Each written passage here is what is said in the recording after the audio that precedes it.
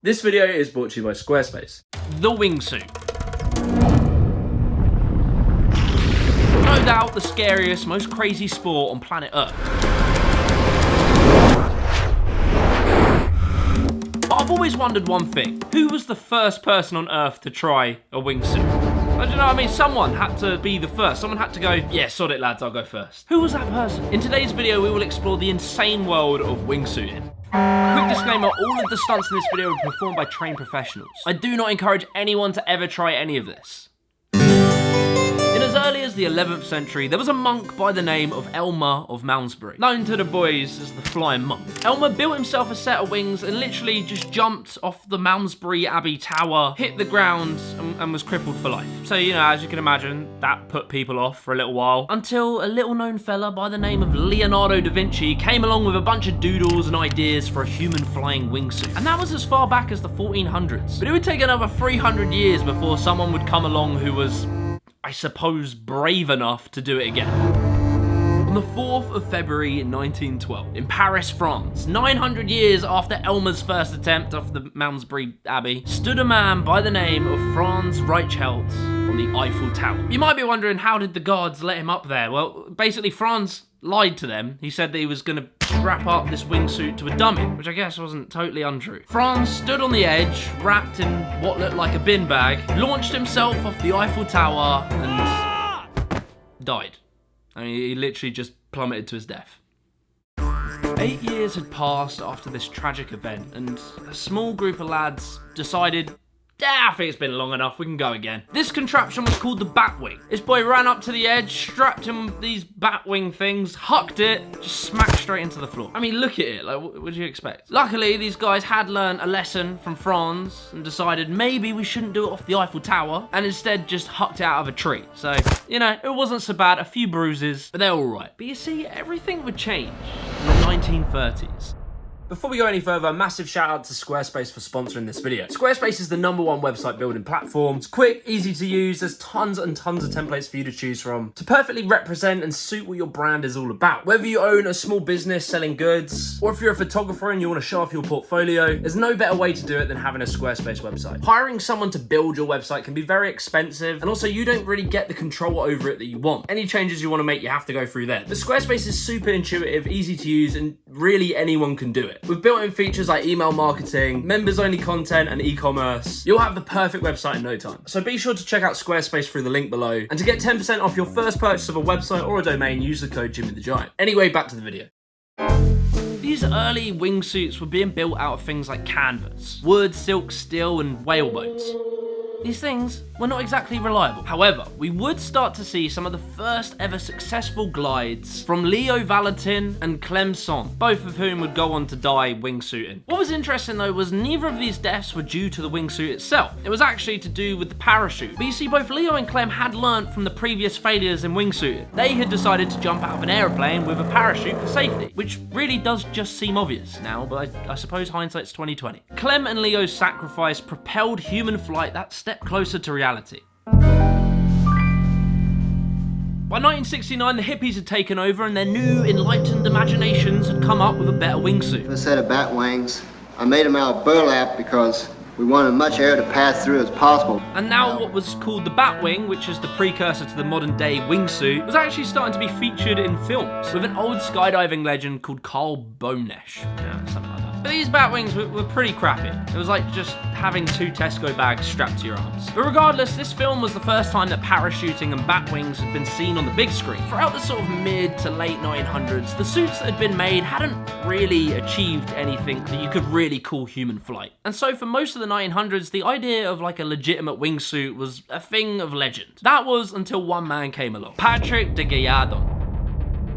This French skydiving pioneer debuted his creation of the ram-air-filled wingsuit to the world in the mid-1900s. His design had built off a previous design by a man named John Carter. And this wingsuit that Patrick was using was no longer just a piece of plastic flapping in the breeze, but rather it was more like a parachute and would actually fill up with air and make like this rigid wing. However, on the 13th of April 1998, Patrick would fall to his death. Again, in a wingsuit accident, but this time it was because he had a modification to the parachute container, and it just hadn't been properly rigged. But alas, Patrick's short career as a skyboarder, wingsuiter, skydiver, it had completely evolved the world of wingsuiting, as his version of the wingsuit was no doubt the best ever model that had been made up until that point. But now, a new problem had arisen. You see, the wider world of skydiving had started to notice what Patrick was doing, and they thought to themselves, I want to give that a go. So a race began to create the world's first ever commercial wingsuit. Because up until now, the wingsuits that were being made were done by crazed individuals who were determined to make one. You couldn't just pop into Mountain Warehouse and get one yourself. In 1997, the Bulgarian called Sami Popov had started to design a suit that had a wing between the legs and longer wings on the arm. And by now, wind tunnels were starting to become more and more available. And so Sami would test out his wingsuit in Las Vegas in this wind tunnel, which drastically improved the ability to test out wingsuit designs, because you didn't need to risk your life just to test out a new modification. But unfortunately, Sami's wingsuit never made it into commercial production. You see, this quest to make a commercial wingsuit that people could buy was kind of a tough one, because as the creator, it's somewhat in your hands not to make a dodgy suit that would turn a human into a pancake. In 1998, Chuck DeKine-Priest, he had created a version that incorporated a hard rib in between the wing airfoil. But this one was too heavy and too difficult to actually fly. And so it wasn't really looking good for the world of commercial wingsuit sales. Many people gave up and wondered if it was even possible. But then everything would change in 1999, with a Finnish man by the name of Jari Kuzma. Jari had been flicking through the books, he was studying the history of the wingsuit, and he had one objective. How do we make a wingsuit that's somewhat safe? You see, because I've mentioned a couple of deaths, but the amount of deaths that have happened in wingsuiting is pretty insane. According to the US magazine Adventure Sport Journal, between 1930 and 1961, 72 out of the first 75 pioneers of wingsuiting died testing their wingsuits. So this goal of making a safe wingsuit was akin to taming a wild lion. Yet Jari was driven to do so. I was telling about the idea to my friends, more experienced friends. I remember they were laughing at my face. They just thought that I had completely lost it. This led to the creation of the company Birdman International Limited. And so in 1999, they released the Birdman's Classic. You have to think of yourself that, am I willing to do this? Am I willing to risk everything what I have, which is your life? Then you take that leap of faith. I knew it was working right away. I felt this incredible freedom. It was the best moment of my life. This was the first ever commercial wingsuit offered to the skydiving public. Now, obviously, Joe Bloggs couldn't just buy a wingsuit and head to the cliffs and jump. There are a few steps in between that process to make it safer. Birdman created a training program for wingsuit flyers, or wingsuiters, which require an individual to have at least done 200 skydive jumps. But with this, now, for the bravest of brave skydivers, there was a whole new discipline available, and the floodgates had opened. Up until this point, like the early 2000s, wingsuiting was mainly done out of a plane, which was crazy, but ultimately it was just skydiving, which when done correctly is mostly safe. But it wouldn't take long for people to want to up the levels. And so, in steps proximity flying. A mix between wingsuit skydiving and base jumping. Base jumping being the act of jumping off a fixed point. So,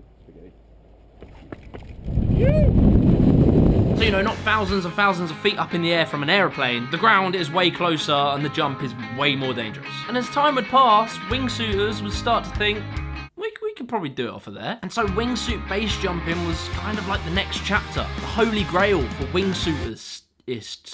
And so in 2005, a video is released by the name of Super Terminal, where we would see the world's first ever example of proximity flying. From here, wingsuiting quickly became added to the world of base jumping. At first, the goal was just to jump off a cliff and get as far away from it as possible, but then naturally the boys got cocky. Now, wingsuiters were jumping off cliffs with the intention of getting as close as possible to the ground, like literally 5 feet away from the cliff's edge. And the sport would just go insane. And as cameras got better with the release of GoPro, we were now able to see point of view, first-hand what it would look like to be doing what they were doing. And you could literally see their shadows a few feet away from them on the ground.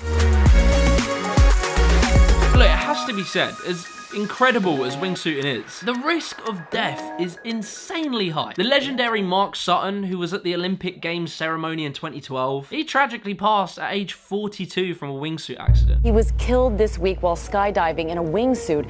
Mark Sutton. And what's more is he was the 14th person in that year to have died from wingsuiting. Between 1981 to 2012, 50 people had died directly from wingsuit accidents, and 80 people died from their parachutes not opening. So if we look at the fatality rate for all skydiving sports, like jumping out of planes, etc., it's approximately 1 death per 100,000. But for wingsuiting, it's quite a bit higher. SkyAboveUs.com's quoted saying, the death rate is about 1 in 500 jumps. Sky News does say something different. It says it's 1 in 2,000. Whatever it is pretty high. And this is obviously due to the incredibly low margin for error. Like one mistake and you can just die. Like that. You feel almost omnipotent. You feel that you can keep on flying and keep on flying. This is the reason why there has been so many accidents, that people get this feeling that they can keep on flying, while in reality we are always falling, we are just gliding, and you cannot keep flying forever. And like, honestly, I'll never wrap my head around wingsuiting. I don't know what would lead someone to want to do it. Like, I get wanting to do it, but to actually do it is it's nuts. The closest I'll get is having a lucid dream and waking up in a pool of sweat. But you gotta admire the courageousness of the people that do it. And like the technological advancement, the human pursuit of greatness. Now they have jet-propelled wingsuits. I'm pretty sure Elon Musk will probably make an AI-controlled wingsuit. Soon we'll be flying down to the shops to get a loaf of bread. And I know that some people watching this are gonna think these guys are idiots, and I do get it. But to me, these guys are no different than the first person to walk on the moon. Explorers exist on the fringe of society, pushing the envelope for what is possible for humans to achieve, and sometimes that costs them their lives. But these bold adventures often push the imagination of the world, and their sacrifices, like people who have died going to the moon, tend to lead to like incredible technological advancements, and more importantly, really good YouTube videos. So you know, it's worth it. If you enjoyed this video, be sure to leave a like and subscribe to the channel, and watch this video right here.